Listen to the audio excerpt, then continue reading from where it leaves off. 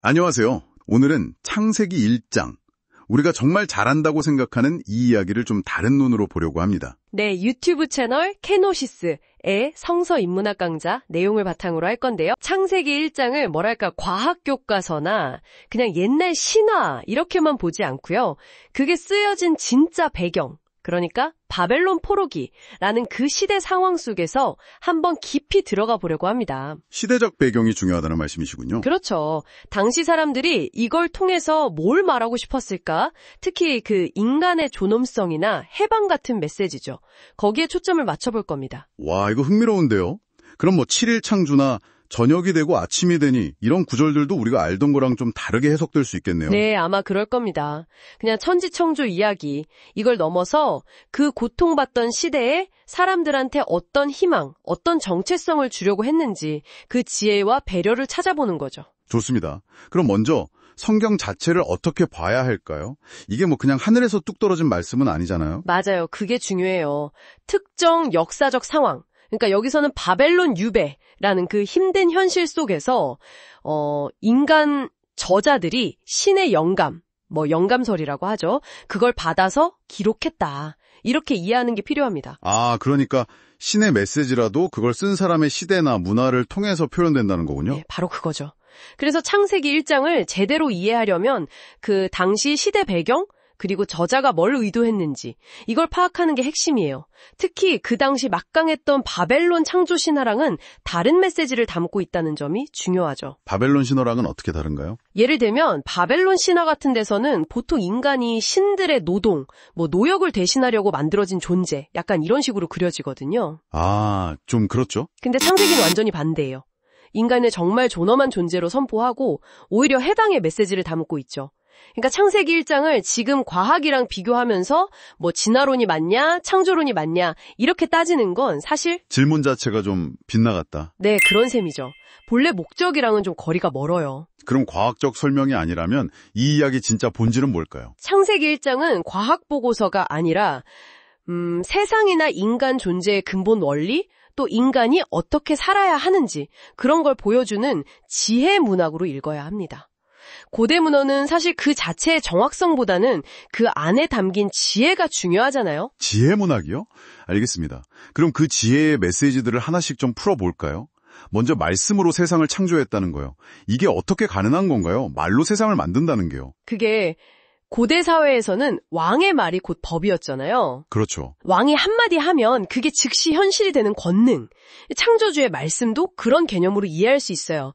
그냥 말이 아니라 세상을 이루는 어떤 심, 질서를 부여하는 행위인 거죠. 근데 이게 또 흥미로운 게 한 2500년 전 생각인데 어떻게 보면 현대 물리학에서 관찰자의 의식이 물질에 영향을 줄 수 있다? 이런 이야기랑도 좀 통하는 면이 있다는 해석도 있고요. 와, 말씀의 힘에 대한 통찰이 깊네요. 그럼 7일 창조는요? 왜 하필 7일일까요? 7일이라는 게 달의 주기랑 관련이 있는 자연스러운 단위이기도 한데요. 진짜 핵심은 6일 동안 창조하시고 그 다음에 쉬셨다는 거. 안식이죠. 이게 당시 바벨론에서 노예로 막 강제 노동하던 사람들한테는 엄청난 메시지였어요. 창조주 하나님조차도 쉬셨다.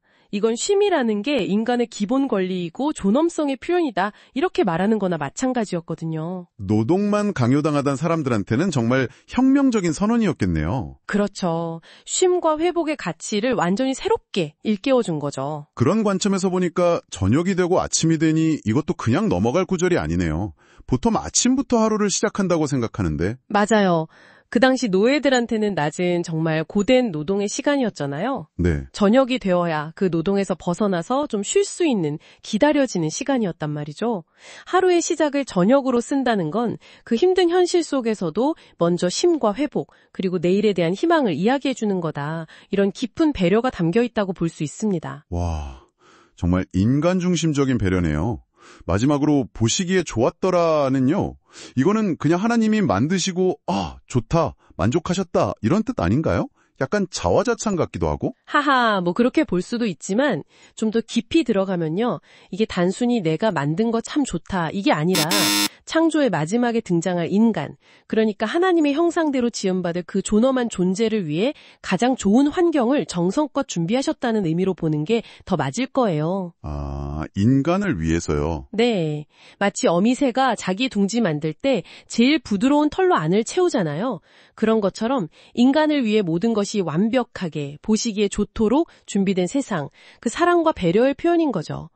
이 모든 좋은 것들이 다 너를 위한 것이다. 이런 선언이랄까요? 듣고 보니 정말 창조 이야기의 모든 초점이 결국 인간에게 맞춰져 있었네요. 네, 그렇습니다. 창조의 맨 마지막에 가장 중요하게 인간을 하나님의 형상대로 신적인 존엄성을 가진 존재로 선포하잖아요. 이게 노예제가 당연했던 고대 사회에서는 정말 상상하기 힘든 엄청나게 파격적인 선언이었어요. 그렇죠. 신분이 완전 달랐을 텐데요. 네, 그래서 이건 신을 위해 존재하는 인간이라는 당시의 일반적인 생각을 완전히 뒤집고 오히려 인간을 위해 존재하는 하나님이라는 정말 놀랍도록 인간 중심적인 신학을 보여주는 겁니다. 부모가 자식을 위해 존재하듯이 말이죠. 인간을 위한 하나님이라. 와, 오늘 창세기 1장을 보면서 정말 익숙했던 이야기가 완전히 새롭게 느껴집니다. 절망 속에서도 인간의 가치, 존엄, 쉼, 해방, 이걸 외쳤던 깊은 목소리를 들은 것 같아요. 단순한 신화가 아니라 정말 시대를 넘어서는 인문학적인 통찰이네요. 네, 그래서 오늘 나눈 이야기를 바탕으로 청취자분들께 마지막으로 질문 하나 던지면서 마무리하면 어떨까 싶습니다. 네, 좋습니다. 창조주께서 우리 인간을 위해 이 세상을 보시기에 좋도록 이렇게 정성껏 준비하셨다는 관점에서 우리가 지금 발딛고 사는 이 자연과 환경을 다시 한번 바라본다면 거기서 어떤 새로운 의미 또 어떤 책임감을 발견하게 될까요? 정말 우리 각자에게 깊은 생각을 안겨주는 질문인 것 같습니다.